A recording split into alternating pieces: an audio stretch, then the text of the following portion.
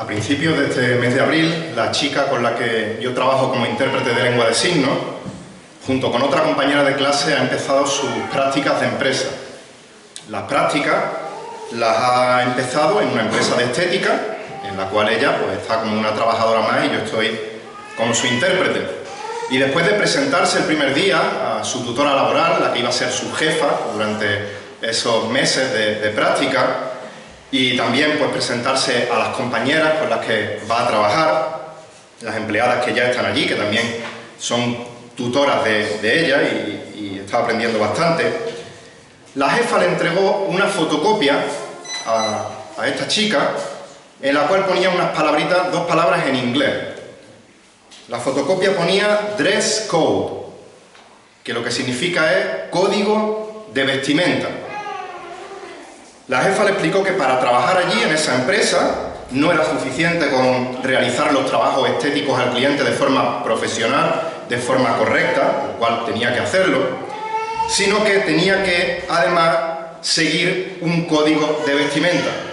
Tenía que llevar un tipo específico, o tiene que llevar un tipo específico de peinado, de maquillaje, de ropa, de calzado, ya que es el símbolo distintivo con el que los clientes, con solo ver a las trabajadoras, van a identificar la marca de la empresa a la cual representan.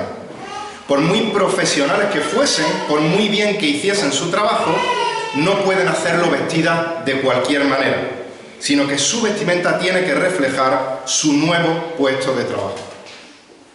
De manera similar, los creyentes, espiritualmente hablando, no podemos vestirnos de cualquier manera, sino que tenemos que estar vestidos con unas vestiduras que reflejen nuestra nueva vida en Cristo.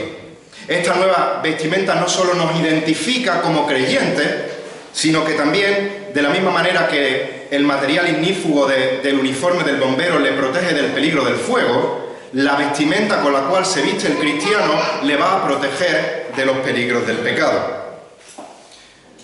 Abrid vuestras Biblias y, si podéis, acompañarme a Colosenses capítulo 3, y en la mañana de hoy vamos a leer desde la segunda parte del versículo 9, donde nos quedamos la última vez, hasta el versículo 17.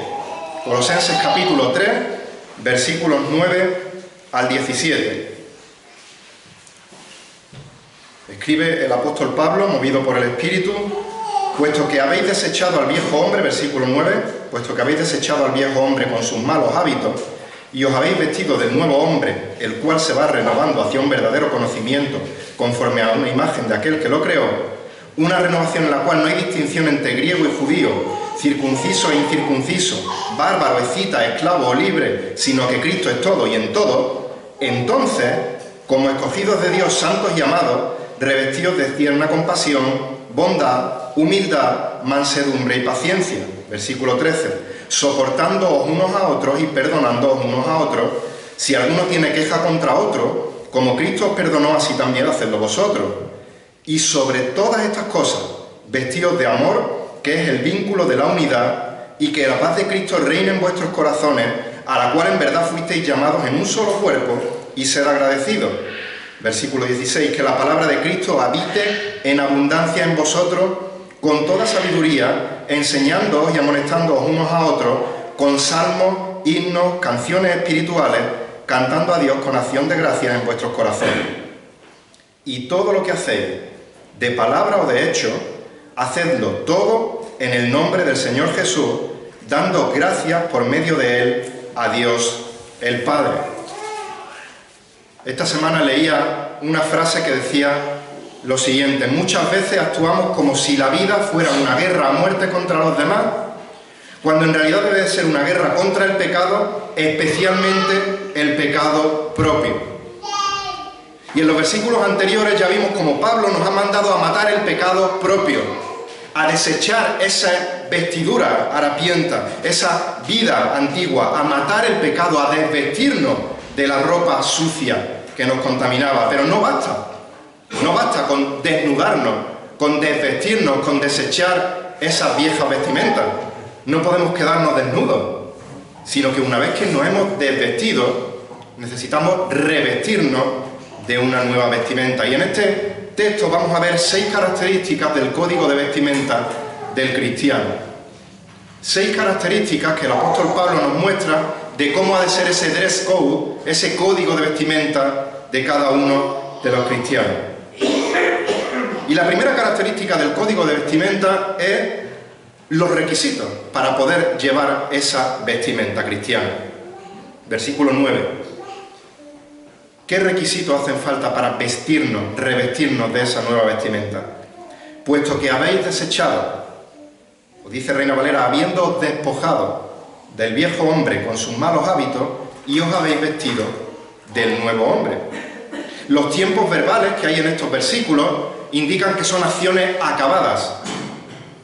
Pablo no está diciendo que el creyente se haya inmerso en un proceso en el cual va poco a poco desechando al viejo hombre mientras a su vez va vistiéndose del nuevo hombre, sino que lo que dice es que si eres creyente ya has desechado al viejo hombre con sus malos hábitos y ya te has vestido del nuevo hombre.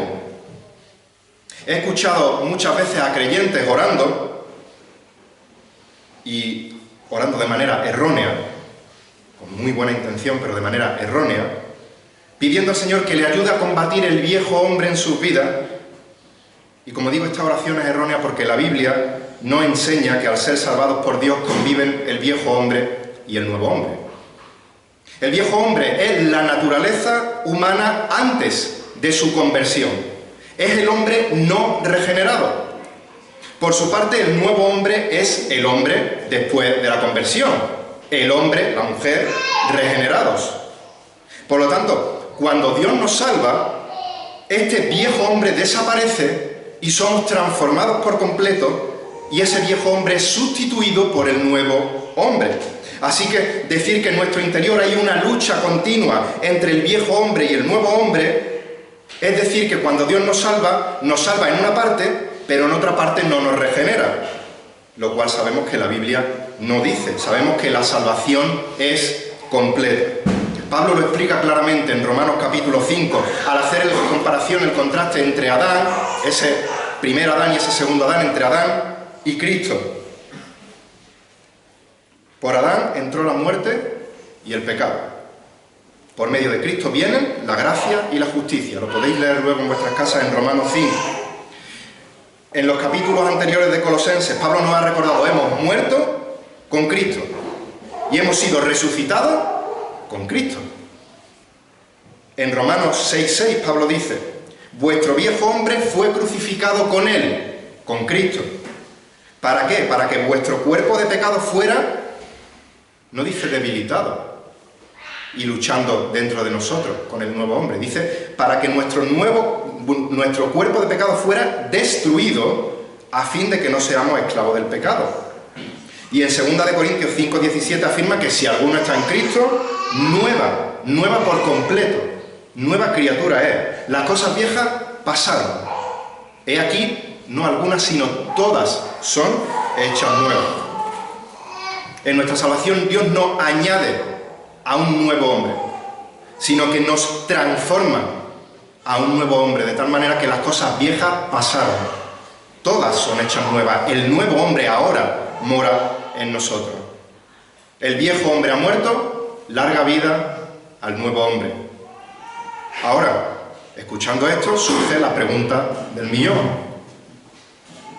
Si he sido regenerado por completo, si el viejo hombre ha sido eliminado, destruido por completo de mí, ¿por qué sigo pecando?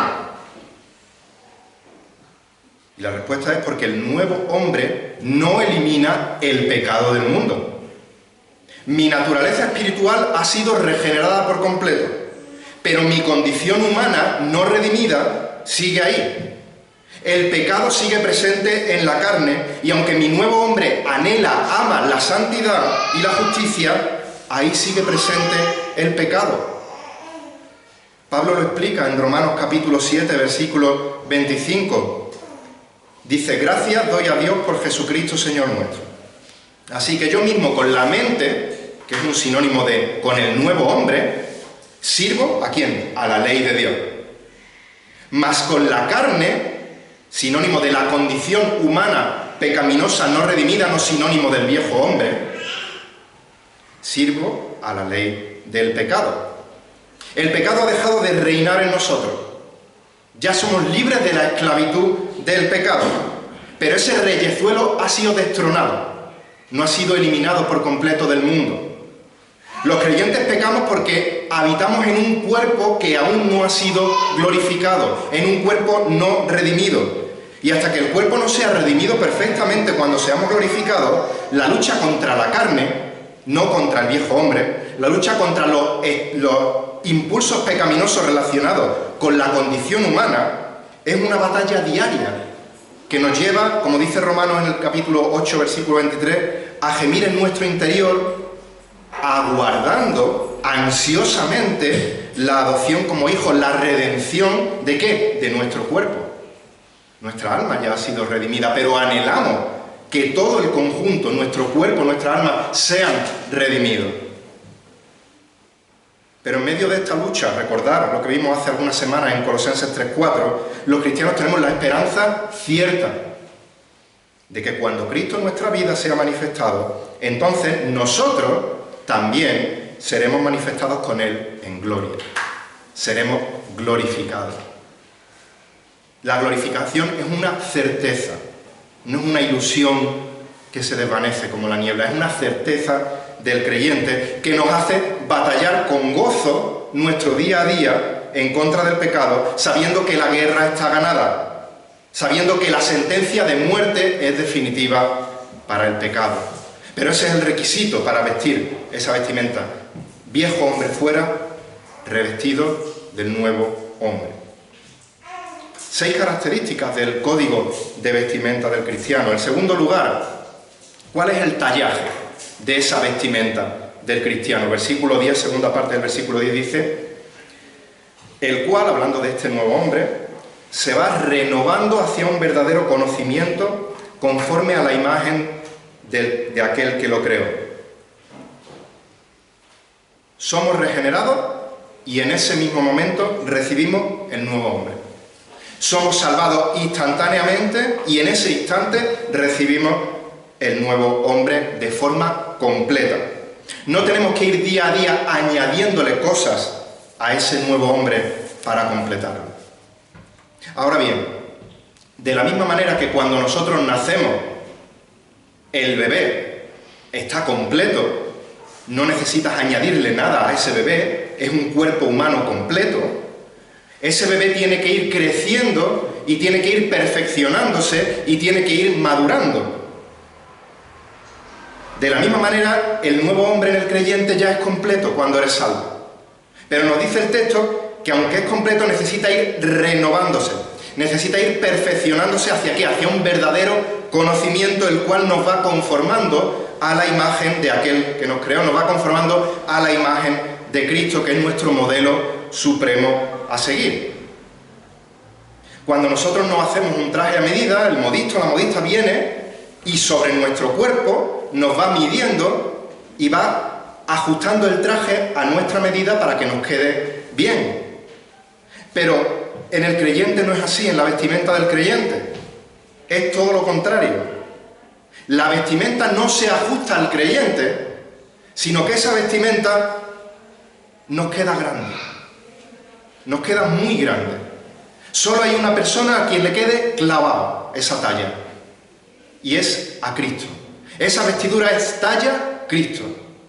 Y nosotros, una vez que nos ponemos esa vestidura que no nos queda bien, que nos queda grande, somos nosotros los que nos tenemos que ir amoldando a esa vestidura. Tenemos que ir creciendo dentro de esa vestidura, pareciéndonos cada vez más, conformándonos más a la imagen de la talla Cristo.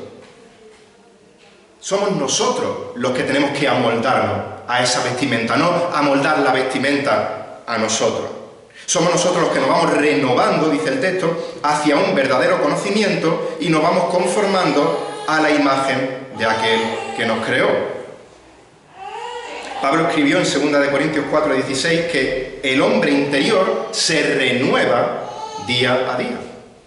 Es completo, no le añades cosas nuevas, sino que se renueva, se perfecciona día a día. Esta renovación es progresiva, es diaria, y es como nos recordaba Samuel el jueves, meditando en la palabra de día y de noche, sin que se aparte de nuestros labios este libro de la ley. Es algo que hay que hacer diariamente. No podemos crecer en nuestra vida cristiana sin renovar nuestro conocimiento, sin ir profundizando cada día más y más en la palabra de Dios.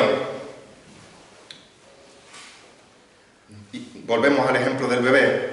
El bebé está completo, pero el bebé necesita alimentarse de manera sana para ir creciendo de manera adecuada. Los cristianos necesitamos también la alimentación adecuada. Si ese bebé no come lo que necesita, ese bebé va a estar enfermo. No va a crecer bien. Si los creyentes no nos alimentamos con una alimentación adecuada en la palabra de Dios, vamos a estar espiritualmente enfermos y no vamos a crecer espiritualmente bien. Y el único alimento es la palabra de Dios. Es el único alimento útil para que el hombre de Dios sea perfecto, equipado para toda buena obra. Segunda de Timoteo 3:16 y 17. Ya hemos leído esta mañana que Pedro nos manda a desear como niños recién nacidos la leche pura de la palabra, para que por ella crezcamos para salvación. No es que crecemos para ser salvos, ya somos salvos, sino que vamos perfeccionándonos en la salvación que ya tenemos. Cuando nos alimentamos correctamente de la palabra de Cristo, vamos creciendo y cada vez nos va sentando mejor la talla Cristo, porque nos vamos conformando más y más a su imagen. Y nuevamente llegará un día, como hemos recordado antes, en que nosotros nos quedará perfecta ese traje. Dice 1 de Juan 3:2 que ahora, en el presente, somos hijos de Dios. No hay duda de ello. Pero sigue diciendo, pero todavía aún no se ha manifestado lo que habremos de ser. Pero sabemos que cuando Él se manifieste, seremos semejantes a Él porque le veremos tal y como Él es. Por tanto, nuestro proceso de crecimiento a la semejanza de aquel que nos creó es diario, es continuo y no terminará hasta que seamos glorificados con Él. Estamos viendo 6 características del código de vestimenta del cristiano. Y en tercer lugar, el apóstol Pablo nos dice quiénes son los modelos que pueden llevar esta vestidura del cristiano. No puede llevar cualquiera esta vestimenta. Versículo 11. Una renovación, ya hemos hablado de esa renovación, en la cual no hay distinción entre griego y judío, circunciso e incircunciso, bárbaro, escita, esclavo o libre, sino que Cristo es todo y en todo. En un pase de modelos, dependiendo del tema del pase de modelos, dependiendo del gusto del diseñador, se busca un tipo de modelo u otro, de una determinada edad, de una determinada raza, de una determinada talla. En el caso del cristiano, no importa tu talla, no importa tu raza, no importa tu condición social, no importa tu formación educativa. Cristo ha derribado todas las barreras que el hombre se ha encargado de levantar para separarnos los unos de los otros. Para llevar las vestiduras de Cristo no hay distinción entre unos y otros. Ya sabemos cuál es el requisito para llevarlas, pero una vez que las llevas no hay distinción entre uno y otro. Nuestra nueva vida no nos afecta solo individualmente, sino que nos afecta a nivel de iglesia. Hoy día, en el mundo globalizado en el que vivimos, estas palabras tampoco supongan nada llamativo, pero como siempre, para entender bien el texto, es imprescindible ir al contexto. Si no vemos el contexto, no lo vamos a entender bien. En aquella época, en aquella sociedad en la que Pablo vivía, decir que no había distinción entre griego, judío, bárbaro, escita, esclavo, libre, eso era un bombazo que dejaría en shock a todos y cada uno de los que lo escuchasen, al 100% de las personas que escuchasen este mensaje. Los judíos circuncisos despreciaban a los griegos incircuncisos, de manera que no podían, se negaban a entrar en las casas de ellos, ni siquiera compraban en sus comercios, y cuando volvían a Israel sacudían el polvo de sus zapatos, de sus vestimentas, para que no quedase ni un atisbo de contacto con esos perros gentiles, incircuncisos. Y por su parte, el sentimiento de los griegos hacia ellos era mutuo. Era inimaginable que un judío circunciso y un gentil incircunciso compartiesen lugar en una reunión de iglesia. Inimaginable. Pero esa barrera la rompió Cristo, porque Cristo es todo y en todos. Bárbaros y escitas. Esta mañana me preguntaba Juan, mi hijo, papá, yo voy a estar en la escuela dominical y no me voy a enterar de la predicación, ¿qué texto vas a leer? Se lo he dicho, ha empezado a leerlo y al rato ha venido y dice, papá, escita no sé lo que es, pero tiene que ser alguien muy fino, muy inteligente, porque hizo la comparación lógica, judío-griego, esclavo-libre, como dos contrastes muy fuertes. Entonces, si los bárbaros son brutos, bárbaros, pues los escitas tienen que ser gente fina. Y no tiene nada que ver, ahora lo veremos. Los bárbaros era un término despectivo, onomatopéyico, que se usaba para referirse a todos aquellos pueblos fuera de Roma, fuera de Grecia, cuyo idioma parecía inarticulado. Era como llamarle los bla, bla, bla, bla, bla. Es lo que significa bárbaro. Y de entre todos esos bárbaros, si alguno destacaba, pero no por su finura, eran los escitas. Los escitas eran brutales, eran sanguinarios, eran crueles. Cuando leen la historia, la descripción de los escitas, ven más a un animal que a un ser humano. Infundían miedo, infundían pánico y con razón. Así que era inimaginable que un romano y un escita, o cualquier otro bárbaro, compartiesen lugar en una reunión de iglesia. Inimaginable. Pero esa barrera la derribó Cristo, porque Cristo es todo y en todos. Los esclavos eran considerados como herramientas, como bienes muebles, no como personas. En muchos casos el dueño tenía potestad incluso sobre la vida o la muerte del esclavo sin consecuencia ninguna para el dueño. Pero en Cristo no había diferencia entre esclavo y libre, ambos, los dos, habían sido liberados de la esclavitud del pecado. Pero claro, era inimaginable que un esclavo y un libre, un esclavo y su dueño, compartiesen una reunión en la iglesia. Pero esa barrera la derribó Cristo, porque Cristo es todo y en todo. No perdáis de vista el contexto. Contexto cultural, social, racial, religioso, y el impacto que sería alguien entrar en una iglesia cuya audiencia mayoritariamente fuera romana y el pastor fuese un escita. Imaginar entrar en una iglesia y ver sentados juntos a un dueño y a un esclavo, los dos alabando con gozo al Señor, junto a un griego y a un judío, orando juntos a Dios.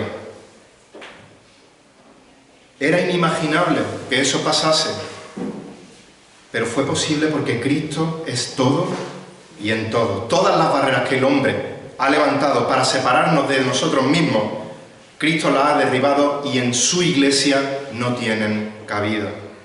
Todos los creyentes somos iguales en Cristo, pues dice 1 Corintios 12:13 que por un mismo espíritu fuimos todos bautizados en un solo cuerpo, ya judíos o griegos, ya esclavos o libres, y a todos se nos dio a beber de un mismo espíritu.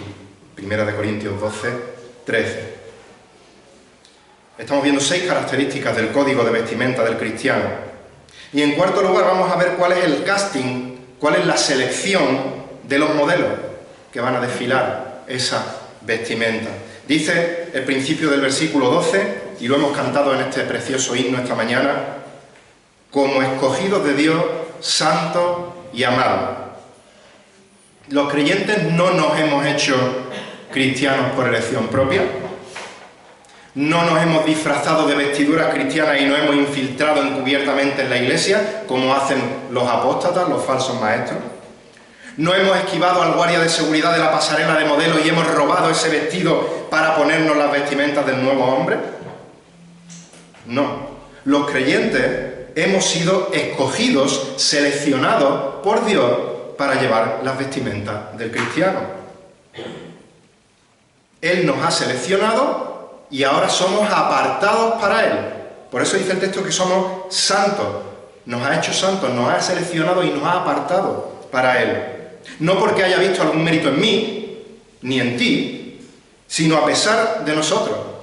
Él nos ha escogido como amados.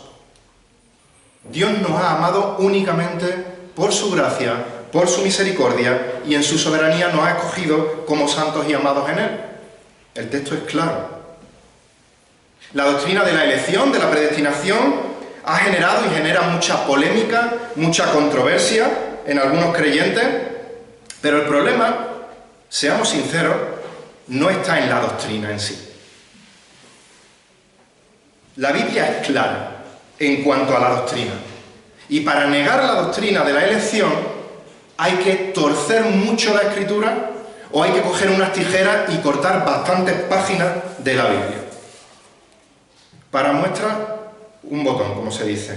Efesios 1, 4 y 5 dice que Dios nos escogió en Él, escogió antes de la fundación del mundo para que fuésemos santos y sin mancha delante de Él. En amor nos predestinó para adopción como hijos para sí mediante Jesucristo conforme al beneplácito de su voluntad.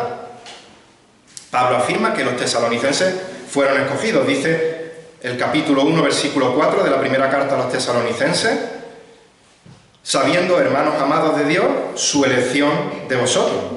Primera de Tesalonicenses 1, 4. Y en segunda de Tesalonicenses 2:13 dice: pero nosotros siempre tenemos que dar gracias a Dios por vosotros, hermanos amados por el Señor, porque Dios os ha escogido desde el principio para salvación mediante la santificación por el Espíritu y la fe en la verdad. Segunda de Tesalonicenses 2:13. Segunda carta a Timoteo, capítulo 1, versículos 8 y 9. Le dice Pablo a Timoteo: por tanto, no te avergüences del testimonio de nuestro Señor, ni de mí, prisionero suyo, sino participa conmigo en las aflicciones por el Evangelio, según el poder de Dios, quien nos ha salvado y nos ha llamado con un llamamiento santo, paréntesis, no porque ha visto algo bueno en ti, y en su presciencia que hemos escuchado en esta mañana, no nos ha visto que íbamos a hacer algo bueno y nos ha escogido, no, sigue diciendo el texto. Nos ha llamado con un llamamiento santo, no según nuestra obra, sino según su propósito y según la gracia que nos fue dada en Cristo Jesús desde la eternidad. Un ejemplo donde vemos que Dios escoge soberanamente a quien Él quiere, Romanos 9, 13 al 16 y luego 19 al 22, dice tal como está escrito: a Jacob amé, pero a Saúl aborrecí. Yo digo: Señor, no lo veo justo. ¿Qué dice el Señor? ¿Qué diremos entonces? ¿Que hay injusticia en Dios? De ningún modo. Porque Él dice a Moisés: tendré misericordia del que yo tenga misericordia y tendré compasión del que yo tenga compasión.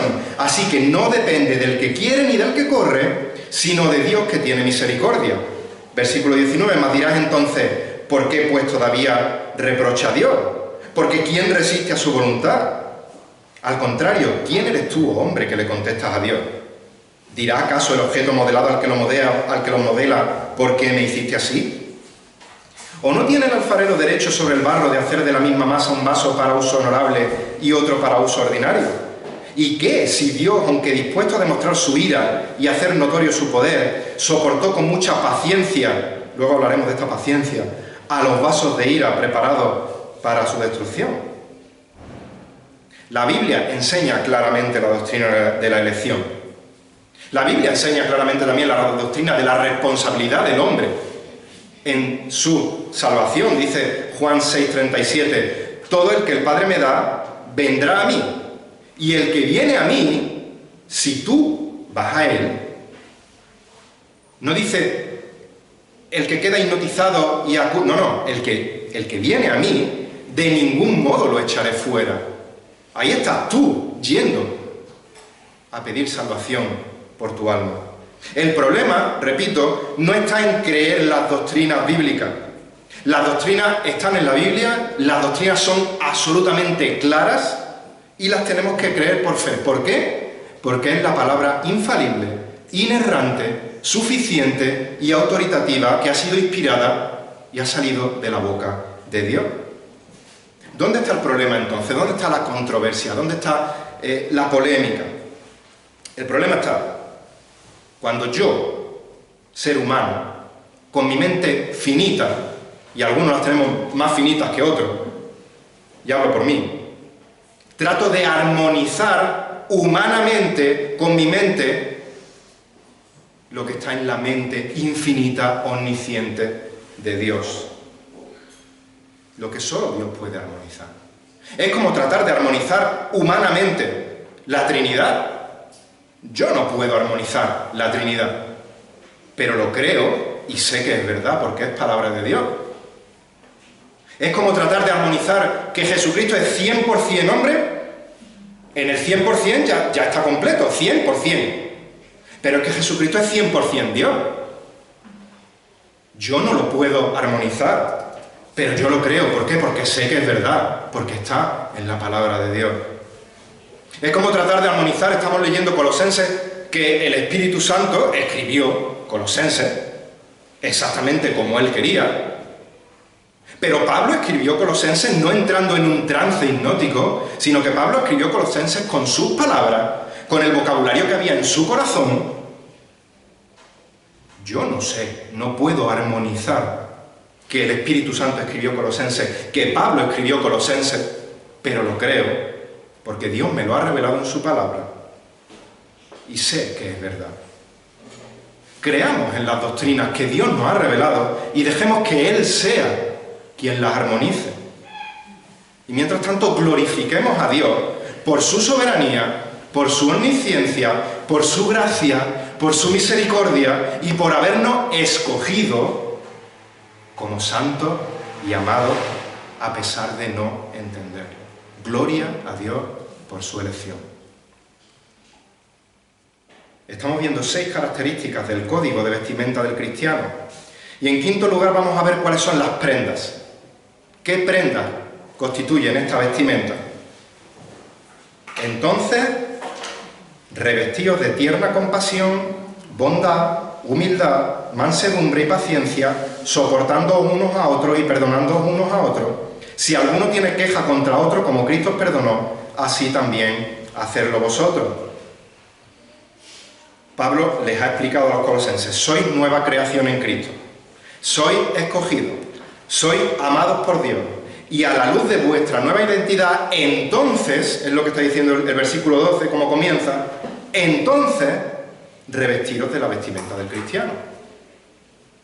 Este revestirse en el original se puede traducir como vestirse, como dice la Reina Valera, pero también tiene la connotación de cubrirse, que es la connotación que tiene en este texto. Tiene la idea de cubrirse el cuerpo con prendas de vestir, de tal manera que tapen por completo todo nuestro cuerpo, de manera que ahora solo se te reconoce por la ropa que llevas puesta, porque no se ve quién está debajo.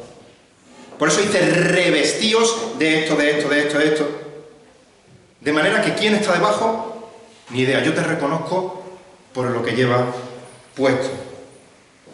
Nos hemos desvestido de la ropa sucia, por diosera del viejo hombre, nos hemos revestido de las vestimentas limpias del nuevo hombre. Y la primera prenda de vestir es la tierna compasión, la entrañable misericordia, dice la Reina Valera. Es una compasión profunda, una compasión entrañable que surge de las entrañas, que surge desde el interior de nuestro cuerpo por alguien que está sufriendo dificultad, penalidad, y no eres indiferente, sino que reaccionas ante la necesidad de los demás, te preocupas y reaccionas con compasión. La segunda prenda con la que hemos de vestirnos o de revestirnos es la bondad, la benignidad también se puede traducir. Y es lo contrario a lo que vimos en el versículo 8 de la malicia, de la cual nos teníamos que desvestir, que despojar. La bondad es la disposición del corazón a hacer lo bueno, pero lo bueno para con los demás, aun si supone dejar de lado lo que es para mi propio beneficio. Y como veremos, Jesús sabemos que es el modelo perfecto de todas y cada una de las virtudes de las cuales nos hemos de vestir. Dice Hebreos 12, 1, 3. Por tanto, puesto que tenemos en derredor nuestro tan gran nube de testigos, despojémonos también de todo peso y del pecado que fácilmente nos envuelve y corramos con paciencia la carrera que tenemos por delante, puestos los ojos en el modelo que tenemos que seguir, en Jesús, el autor y consumador de la fe, quien por el gozo puesto por delante de él, soportó la cruz, menospreciando la vergüenza, y se ha sentado a la diestra del trono de Dios. Él antepuso su propio bien, y fue el gozo de saber lo que haría su obra, lo que llevó a dejar a un lado su propio beneficio y sufrir la cruz, sufrir la vergüenza en nuestro lugar para soportar la condenación o para salvarnos de la condenación que merecíamos por nuestro pecado. También tenemos que revestirnos de humildad. Samuel ya nos explicó casi todas las prendas de vestir no hace mucho tiempo, pero esta palabra humildad es curioso porque en aquella época, y hasta aquella época, mejor dicho, de aquella época hacia atrás, la palabra humildad era un insulto. Tenía un carácter, una connotación totalmente negativa. Y no es hasta que llega el cristianismo que esta palabra se convierte en una virtud. Y el Señor Jesús dijo: aprender de mí, Mateo 11:29, que soy manso y humilde de corazón. Por tanto, la persona humilde lo que tiene que imitar es el ejemplo de humillación, de humildad del Señor Jesucristo. Filipenses 2, 5 al 8, haya pues en vosotros esta actitud. ¿Esta actitud de qué? De humildad. Que hubo también en Cristo Jesús, el cual, aunque existía en forma de Dios, no consideró el ser igual a Dios como algo a que aferrarse, sino que se despojó a sí mismo, tomando forma de siervo, haciéndose semejante a los hombres, y hallándose en forma de hombre, se humilló a sí mismo, haciéndose obediente hasta la muerte, y muerte de cruz. El humilde sabe que todo lo que tiene proviene de Dios, y por lo tanto lo pone al servicio del Señor, y lo pone al servicio de los demás en lugar de centrarse en uno mismo. La humildad es lo contrario al orgullo. Es por eso que Santiago 4:6 dice que Dios resiste al soberbio, al orgulloso, y da gracia a los humildes. La siguiente prenda, la mansedumbre. Muchos piensan que alguien manso es alguien apocado, es alguien que no tiene iniciativa, que no tiene un tranquilón, que no tiene capacidad de reacción, y nada más lejos de la realidad, lo que es la mansedumbre. Hay una definición que a mí me gusta mucho, que la he leído en varios comentaristas, y que dice que la mansedumbre es poder bajo control. La mansedumbre es poder bajo control. Tienes el volver para devolver la afrenta a mano abierta, pero la mansedumbre te hace refrenarte y que ese poder no salga desbocado como un caballo sin control. Por eso dice Proverbios 16:32 que mejor es el lento para la ira que el poderoso, y el que domina su espíritu que el que toma una ciudad. El manso no es un don nadie. Moisés es definido en la Biblia como un hombre manso. Él era débil, él no tenía capacidad de iniciativa, él le plantó cara a Faraón, puso su excusa en su momento, pero le plantó cara a Faraón. Y luego estuvo soportando al pueblo rebelde durante años y años y años en el desierto. Y ni devolvió con la mano abierta al tortazo, ni dijo: ahí os quedáis que yo no puedo con esto. Y nuevamente Jesús es el ejemplo supremo de esta virtud. Ya lo hemos leído en Mateo 11:29, aprended de mí que soy manso. Jesús no era débil, Jesús no era apocado, Jesús no era un tranquilón, Jesús llamaba a las cosas por su nombre, y es el ejemplo superior de mansedumbre, de tener poder bajo control. Paciencia, capacidad de aguante se podría traducir. Una virtud que te capacita no solo para soportar a los demás, sino para soportarlo durante un largo periodo de tiempo. Es lo opuesto a las raíces de amargura, lo opuesto al resentimiento y lo opuesto a la venganza. Si hoy estamos donde estamos, muchos de nosotros hemos sido salvados por Dios, es porque Dios ha ejercitado con nosotros su paciencia y la sigue ejercitando hoy en día. Y si todavía no tienes hoy a Cristo, no estás en el infierno condenado todavía, porque Dios está ejercitando su paciencia para que vayas a Él en arrepentimiento y fe. Dice 2 de Pedro 3:15, considerad la paciencia ¿de quién? De nuestro Señor como salvación, tal como escribió también nuestro hermano amado Pablo, según la sabiduría que le fue dada. Pablo le dijo a Timoteo, 1 de Timoteo 1:16, sin embargo, por esto hallé misericordia para que en mí, como el primero, Jesucristo demostrara toda su paciencia como un ejemplo para los que habían de creer para vida eterna. Así que cuando estés a punto de soltar al caballo y salga desbocado, cuando estés a punto de perder la paciencia,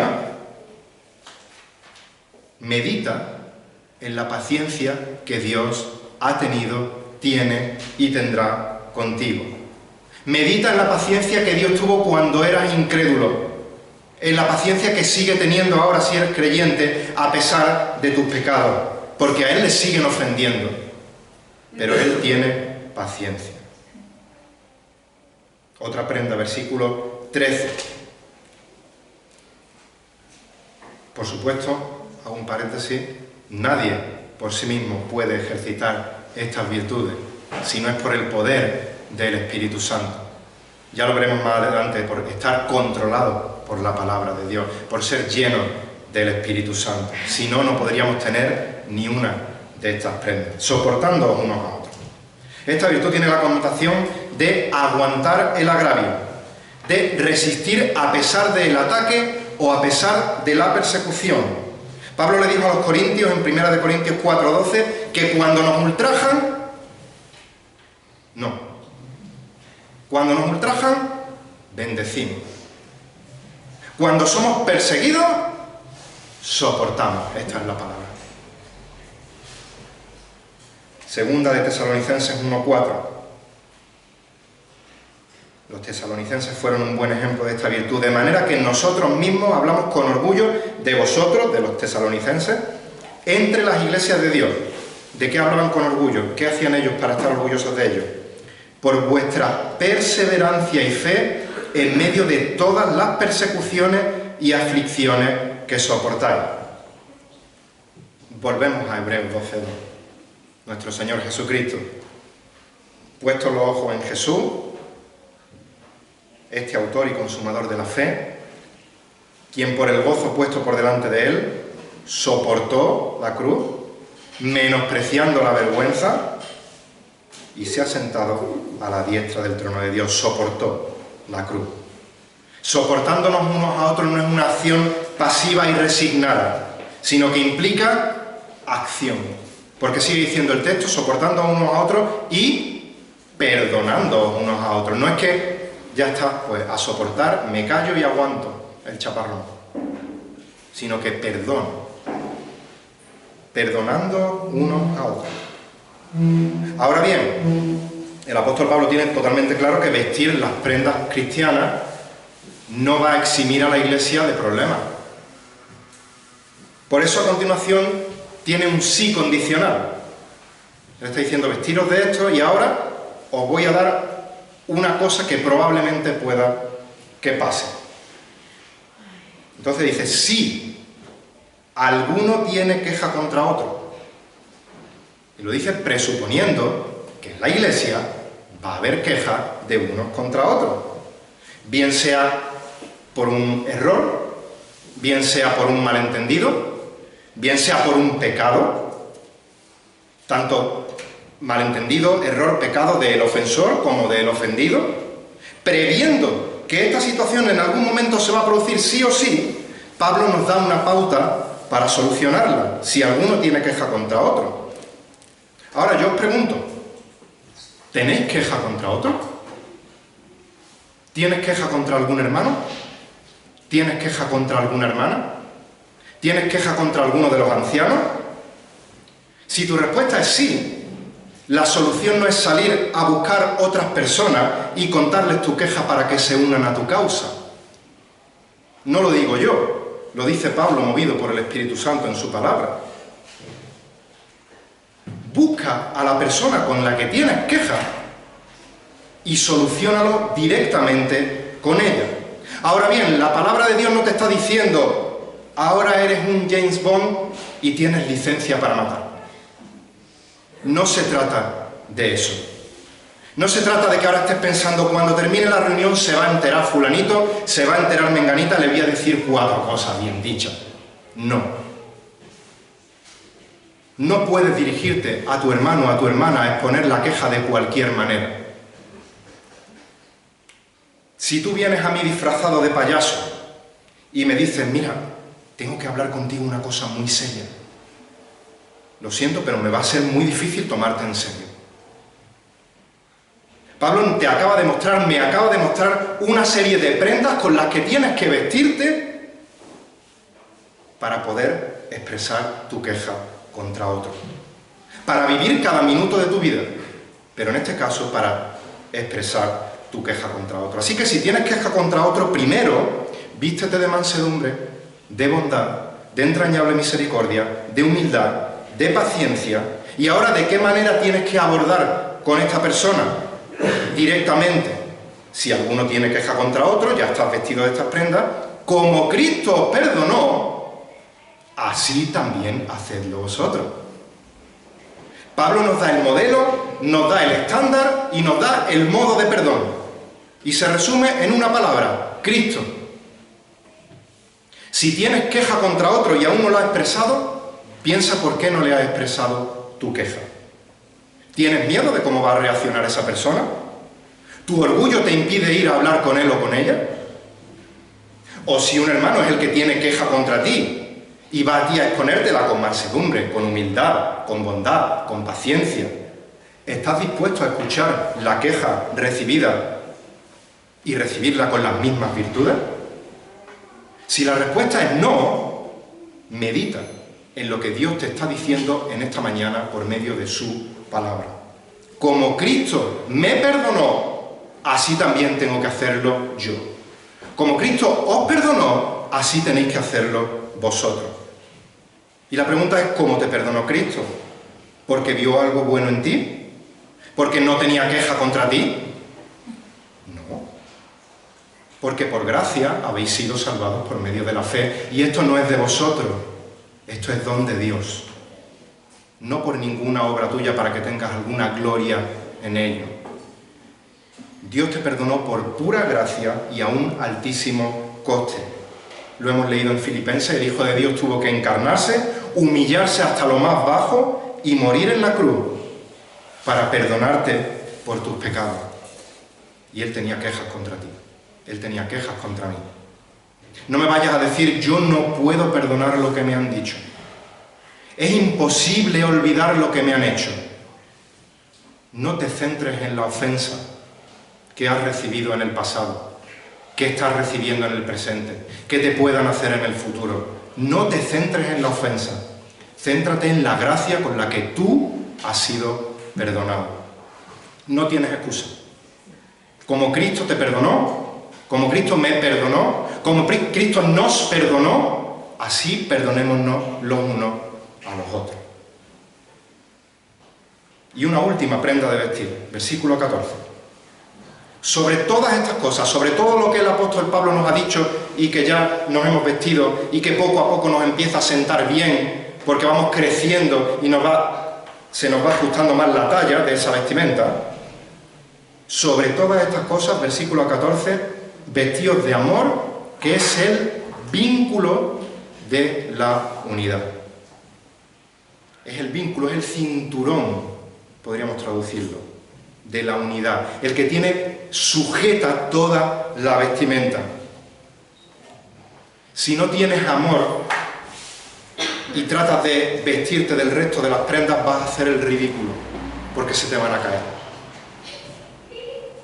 Si no tienes amor, no tienes el pegamento de la vestidura del cristiano, el cinturón, que es la unidad de la iglesia. Primera de Corintios 13, del 1 al 3. Si yo hablara lenguas humanas y angélicas, pero no tengo amor, he llegado a ser como metal que resuena o címbalo que retiñe. Soy ruido, y el ruido desagradable, no música. Si tuviera el don de profecía y entendiese todos los misterios y todo el conocimiento, si tuviera fe como para trasladar montañas, pero no tengo amor, nada soy. Si diera todos mis bienes para dar de comer a los pobres, entregara mi cuerpo para ser quemado, pero no tengo amor, de nada me aprovecha. Si tratas de vestirte con la vestidura cristiana sin amor, estás haciendo legalismo. De nada aprovecha. Dijo el Señor Jesús, Juan 13:35, que en esto conocerán que sois mis discípulos. El código de vestimenta, con lo que nada más ver, va a decir, este representa a tal marca. Perdonadme por la comparación. En esto conocerán que sois mis discípulos, si os tenéis amor los unos a los otros. A menos que los creyentes nos amemos los unos a los otros, no vamos a poder tener tierna compasión, bondad, humildad, mansedumbre, paciencia, no vamos a poder soportarnos los unos a los otros y menos expresar nuestras quejas de manera correcta y perdonarnos los unos a los otros como Cristo nos perdonó. Sobre todas estas cosas, vestiros de amor. 6 características del código de vestimenta del cristiano. Y la última característica son los resultados de la vestimenta en el cristiano. Cuando ya nos cubrimos, nos revestimos de todas esas vestiduras, el resultado que se produce en el cristiano nuevamente se puede resumir en una sola palabra: Cristo. Pero Pablo lo desarrolla en 3 resultados. Vamos a disfrutar de la paz de Cristo, vamos a ser controlados por la palabra de Cristo y vamos a hacer todo en el nombre de Cristo. El primer resultado de llevar la vestidura del cristiano es que vamos a disfrutar de la paz de Cristo, versículo 15, y que la paz de Cristo reine en vuestros corazones, a la cual en verdad fuisteis llamados en un solo cuerpo, y sed agradecidos. Vamos a disfrutar de la paz de Cristo. Antes de ser salvos, éramos enemigos de Dios. Ahora que Dios nos ha salvado, estamos en paz con Dios. Por tanto, Romanos 5:1, habiendo sido justificados por la fe, tenemos paz para con Dios por medio de nuestro Señor Jesucristo. Cristo nos ha traído paz para con el Padre, nos ha reconciliado con Dios por medio de Él y de su obra redentora en la cruz del Calvario. Pero no solo tenemos paz con Cristo, sino que disfrutamos de la paz de Cristo. Dice que la paz de Cristo reine en vuestros corazones, gobierne en nuestros corazones, dice la Reina Valera. Y este reinar, este gobernar, se usaba para describir a un árbitro en el momento de decidir un resultado de la competición atlética. Él gobernaba para decidir cuál era el resultado en esa competición. Cuando nosotros nos encontramos frente a decisiones que tomar, frente a algún tipo de prueba, frente a algún dilema, tenemos que confiar en la soberanía de Dios y actuar conforme a la voluntad de nuestro Señor. Y por muy difícil que sea la situación o la decisión, esto va a traer paz a nuestros corazones. La paz no es solo individual, sino que es una paz corporativa. La Iglesia es el cuerpo de Cristo. Cristo es la cabeza. Y dice el versículo que hemos sido llamados en un solo cuerpo a vivir en paz. Y guardar esa paz tiene como resultado, dice el texto, ser agradecido por la obra que Dios ha hecho en nosotros y en su Iglesia. Un segundo resultado de llevar la vestidura del cristiano es que vamos a ser controlados por la palabra de Cristo. Versículo 16, que la palabra de Cristo habite, more en abundancia en vosotros. Este verbo habitar, morar, significa estar en casa. La palabra de Dios no ha de ser un mero invitado que viene de paso a nuestra casa por un poco de tiempo, sino que hemos que permitir que more, que habite, que viva permanentemente, y no en un cuartucho de los trastos, ahí en una esquinilla, sino en una habitación amplia, que Él pueda gobernar todo nuestro cuerpo, que habite de manera abundante, dice el texto, en nosotros. Y esta palabra de Cristo, al habitar en nosotros, dice que ha de habitar con toda sabiduría, enseñándonos y amonestándonos unos a otros nuevamente. La enseñanza es, podemos decir, la impartición de la verdad en sentido positivo, por decirlo de alguna manera. Mientras que la exhortación o la amonestación es el advertir de esa enseñanza en sentido restrictivo. ¿Cuáles son las consecuencias que pueden tener tus comportamientos a la luz de la palabra? Ahora bien, cuando somos controlados por la palabra de Dios, no solo vamos a recibir enseñanza y amonestación, no solo se nos va a impartir información y formación, sino que también nos va a mover a la acción por medio de la alabanza. Con salmos, himnos, canciones espirituales, cantando a Dios con acción de gracia en nuestros corazones. No solo es una alabanza que sale de los labios, una alabanza vacía que no pasa del techo, sino que dice que procede de nuestros corazones. Lo que decimos y lo que sentimos son la misma realidad. Y toda la alabanza para la gloria de Dios. Y el tercer y último resultado. Vamos a hacer todo en el nombre de Cristo. Y como decía antes, volviendo al segundo resultado, no quiero pasarlo por alto, aunque ya lo sabemos porque lo vimos cuando estuvimos estudiando Efesios. Pero que la palabra de Cristo habite o more en abundancia en nosotros, de manera copiosa, de manera exuberante, es lo mismo que decir que somos llenos del Espíritu Santo, como nos dice Efesios 5, 18. Ser llenos del Espíritu es lo mismo que la palabra de Dios habite en abundancia. Ser llenos del Espíritu es estar controlado por la palabra. Dejar que la palabra habite en nosotros y nos controle es lo mismo que ser controlado por el Espíritu. Y como digo, en el texto paralelo de Efesios vemos que los resultados son los mismos, cantando con alabanza, salmos, himnos, haciéndolo con gratitud. Y el tercer resultado de la vestimenta, y con esto vamos a ir terminando, del creyente: vamos a hacer todo en el nombre de Cristo. Versículo 17. Y todo lo que hacéis, de palabra o de hecho, hacedlo todo en el nombre del Señor Jesús, dando gracias por medio de Él a Dios el Padre. Hacer todo en el nombre del Señor Jesús no significa que cuando vayamos de hacer algo, tenemos que decir en el nombre del Señor Jesús. Como el mago cuando dice abracadabra, no es una palabra mágica, no es un ritual, sino que significa que vamos a hacer todas las cosas conforme a la voluntad del Señor Jesucristo.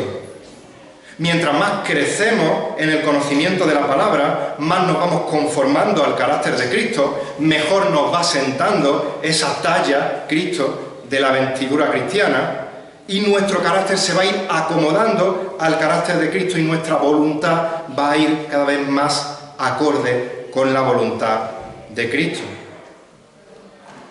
No es una obediencia resignada y obligada, es un privilegio del creyente. Por tanto, hemos de buscar esa voluntad del Señor, dando gracias, dice el final del versículo, por medio de Él a Dios el Padre. Obedecemos a Dios gozosamente. Como fruto del Evangelio que ha actuado en nosotros, somos agradecidos a Cristo por su obra a nuestro favor en la cruz del Calvario. Y si hoy, en esta mañana, aún estás sin Cristo, el Evangelio de la gracia sigue estando disponible para ti. Aún hay tiempo para que puedas despojarte del viejo hombre que te tiene esclavizado por el pecado y que te está llevando directamente a la condenación por la eternidad en el infierno. Hoy es día de salvación para ti. Acude a Cristo en arrepentimiento y fe, pidiéndole perdón por tus pecados, reconociéndole como Señor, como Salvador de tu vida.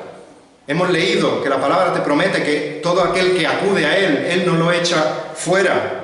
El viejo hombre morirá, será sustituido por ese nuevo hombre, el cual ha sido escogido para salvación, santo y amado.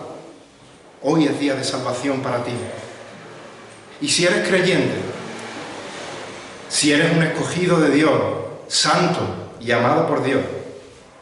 Mi querido hermano, mi amada hermana, has de vivir a la altura de las vestimentas con las que te tienes que vestir cada día. Renueva cada día la calidad de tu nuevo hombre, profundizando más y más en la palabra de Dios, creciendo día a día para que te quede cada vez mejor esa vestimenta cuya talla es Cristo.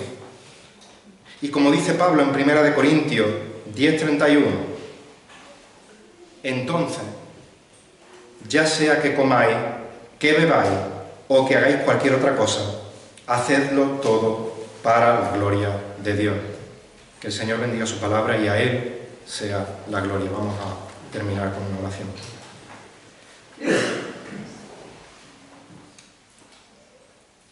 Padre nuestro que estás en los cielos, te alabamos por tu omnisciencia, te alabamos por tu grandeza, te alabamos por tu soberanía, te alabamos por no entender lo que tú has decidido no explicarnos y te alabamos por lo que sí has decidido revelarnos y nos has dado el privilegio de tenerlo escrito en palabras en la Biblia, Señor. Gracias porque no merecíamos nada de ti y tú te has revelado a nosotros de una forma clara. Gracias porque a muchos de nosotros nos has salvado, no por algún mérito que había en nosotros, sino porque un día tu palabra nos dio vida y nos dio la fe para acudir a ti en arrepentimiento, en fe, pidiéndote que nos salve, que nos gobierne. Y tú no tuviste queja contra nosotros ante esa petición. Tú dijiste, por supuesto que sí, te perdono. Gracias por tu perdón, Señor, y te rogamos que actúes en nuestra vida individual y como iglesia, para que podamos vestir esas vestiduras de manera que no se vea quién está debajo, que no se vea ni un atisbo de nuestro yo, sino que tú crezcas en nosotros y que la gente vea a Cristo y que la gente nos identifique a nosotros como discípulos tuyos porque nos amamos los unos a los otros, Señor. Que la palabra que tú nos has revelado more en abundancia en nosotros, que tu Espíritu Santo nos controle en cada acción que tomemos, que lo evaluemos todo a la luz de tu palabra, Señor, y que todo lo que hagamos, ya sea que comamos, que bebamos, que estudiemos, que trabajemos, que estemos en un tiempo de ocio, que vengamos a la iglesia, que todo, absolutamente todo, lo hagamos para tu gloria. En el nombre de Jesús. Amén.